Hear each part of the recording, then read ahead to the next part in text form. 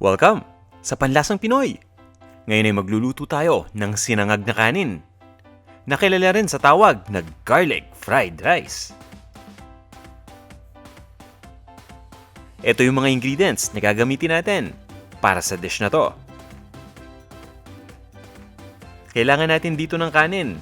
At ang gamit ko dito yung kanin na lamig o yung leftover white rice. Nirefrigerate ko lang ito overnight. Ito naman yung bawang. Isang buong bawang ito at dinikdik ko lang mabuti. Asin. At ito yung mantika. Yan lang yung mga kailangan natin. Simpleng-simple. Ito naman yung kompletong listahan ng mga ingredients na to, kasamang sukat ng bawat isa.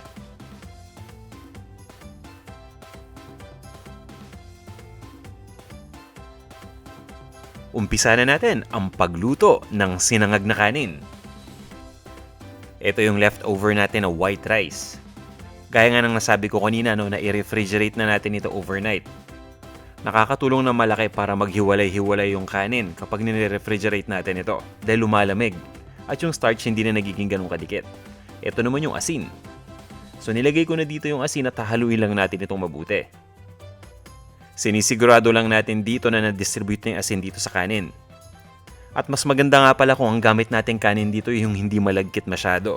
Nang sa ganun maging buhagag ito kapag na-refrigerate na natin. At kung may nakita tayong mga buo-buo na katulad nitong isang ito, turugin lang natin yan. At sa oras na nahalo na natin mabuti itong kanin at yung asin, pwede na natin itong umpisang isangag. Kukuha lang tayo ng isang wok o ng isang frying pan at initin na natin ito. Pagkatapos kukunin ko lang yung mantika. Habang iniinit natin itong wok o yung frying pan, pwede na nating ilagay yung mantika dito.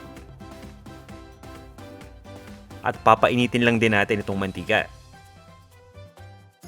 Sisiguraduhin lang natin na nalagyan na ng mantika yung buong surface nitong ating wok, kaya swirl ko lang ito. Itutuloy lang natin ang pagpapainit dito sa mantika. At pagkatapos, pwede na natin ditong ilagay yung bawang. Ito yung bawang na dinikdik natin. Sa puntong ito, ready na yung mantika. Ilagay na natin yung bawang. Ang gusto nating mangyari dito ay maluto lang yung bawang hanggang sa maging between light to medium brown ang kulay nito. At habang niluluto ko yung bawang, yung apoy na gamit ko ay medium lang. Hindi tayo gagamit dito ng malakas na apoy dahil mabilis na magiging brown yung bawang. Baka naman masunog natin ito kagad.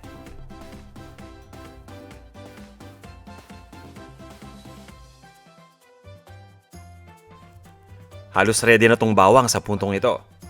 Pero kailangan lang nating ibalanse yung pagkakaluto. Nang sa ganun halos pare-pareho yung kulay ng bawang. Ang ginagawa ko dito nilalagay ko lang sa isang bahagi ng wok o ng frying pan. Yung bawang. Kumbaga parang dinidip fry lang natin ito sa mantika. So itutuloy lang natin yung pagluto dito hanggang sa mag-brown pa ng konti ito.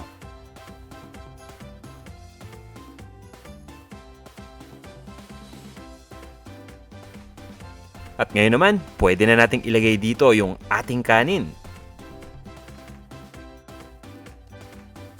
At para mahalo natin ito mabuti, kalahati lang muna ng kanin ang ilalagay natin. Itutuloy lang natin pagluto dito. Sisiguraduhin lang natin na nahalo natin yung kanin pati yung bawang. Isangag lang natin dito yung kanin ng mga 1 minuto. At pagkatapos, ilagay na natin yung natirang kanin na nandun pa sa bowl.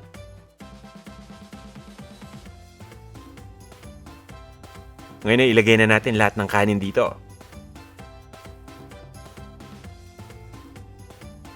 Itutuloy lang natin ang pagsangag at ang gamit nating apoy dito habang sinasangag ay high heat na. Itutuloy lang natin ang pagsangag dito sa kanin ng 5 to 6 minutes. O hanggang sa makuha na natin yung gusto nating consistency. Kung medyo madikit pa yung kanin, pwede pa nating tagalan ang pagluto dito.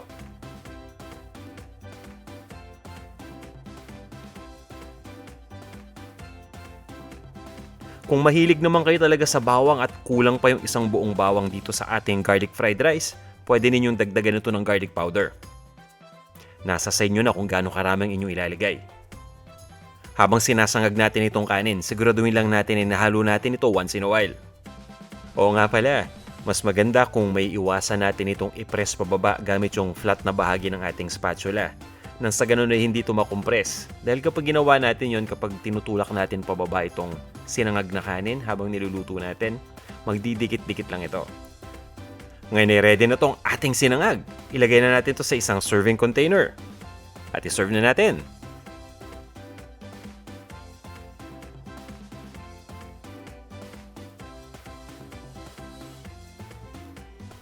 Ito na ang ating sinangag na kanin o garlic fried rice.